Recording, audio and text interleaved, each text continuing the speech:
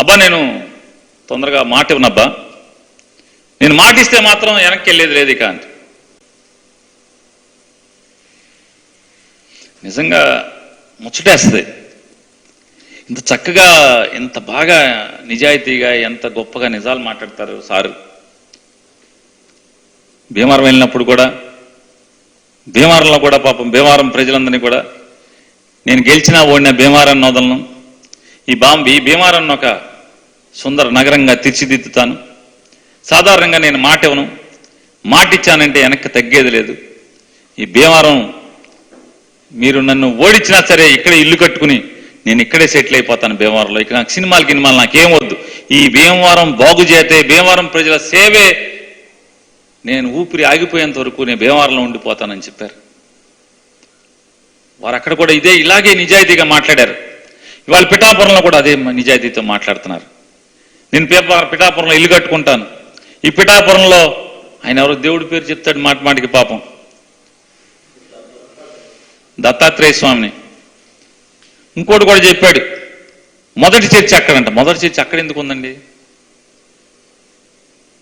ఎప్పుడు ఆయన 1900 ఎప్పుడు చెప్పాడు సార్? ఎప్పుడు సార్ అది ఎవరికైనా గుర్తుందా? 1905లో. అసలు ఈ భారతదేశానికి ఆంధ్రప్రదేశ్ రాష్ట్రంలో డచ్, ఫ్రెంచ్, బ్రిటిషు ఈ ముగ్గురు వచ్చినప్పుడే క్రిస్టియానిటీ తీసుకొచ్చారు కదా. వాళ్ళు ఎప్పుడు వచ్చారు?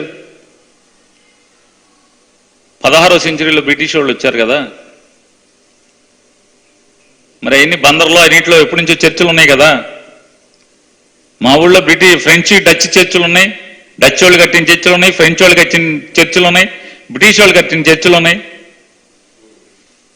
అంటే ఆయనకి ఏది కళ్ళ ముందు కనపడితే, రోజు దత్తాత్రేయ గురించి మాట్లాడుతున్నాడు కాబట్టి క్రిస్టియన్లు కూడా బ్యాలెన్స్ చేయాలి, మళ్ళీ ఓట్లు వేయరేమో అని చెప్పని మొదటి చర్చి పిఠాపురం ఉంది. 1905లో మొదటి చర్చ. భారతదేశానికి క్రిస్టియానిటీ ఎప్పుడు వచ్చింది? చర్చిలు ఎప్పుడు కట్టారు? ఆంధ్రప్రదేశ్ రాష్ట్రంలో మొదటి చర్చ ఎక్కడుంది?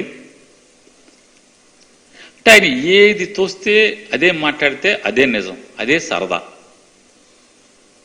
కాకపోతే ఒకటి, ఆయన మొన్నటిదాకానేమో జగన్మోహన్ రెడ్డిని అయిపోయింది కోల్దోసేసాం, జగన్మోహన్ రెడ్డి గారికి విపరీతమైన వ్యతిరేకత ఉంది.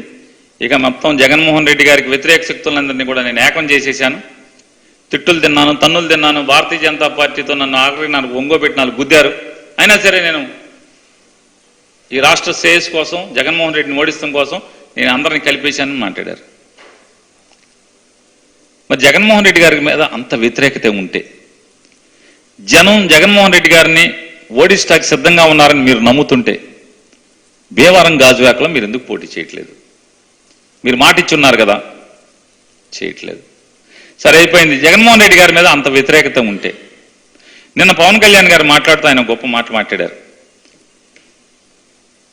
ప్లీజ్ రా మీకు దండం పెడతారా, నన్ను ఒక్కసారి ఎమ్మెల్యేగా ఒక్కసారి పంపించండి రా అని మాట్లాడుతూ, నన్ను గెలిపిస్తే నా స్నేహితుల ద్వారా అయినా సరే ఇక్కడ హాస్పిటల్ కడతానన్నారు.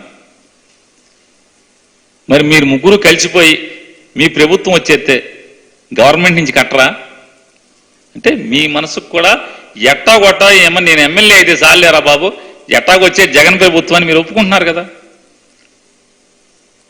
పిఠాపురంలో మిమ్మల్ని గెలిపిస్తే ప్రైవేట్ హాస్పిటల్ కట్టిస్తాను, గవర్నమెంట్ హాస్పిటల్ అనే జోలికి మాట్లాడకుండా నా స్నేహితుల ద్వారా ప్రైవేట్ హాస్పిటల్ కట్టిస్తున్నానంటే దాని అర్థం ఏంటి?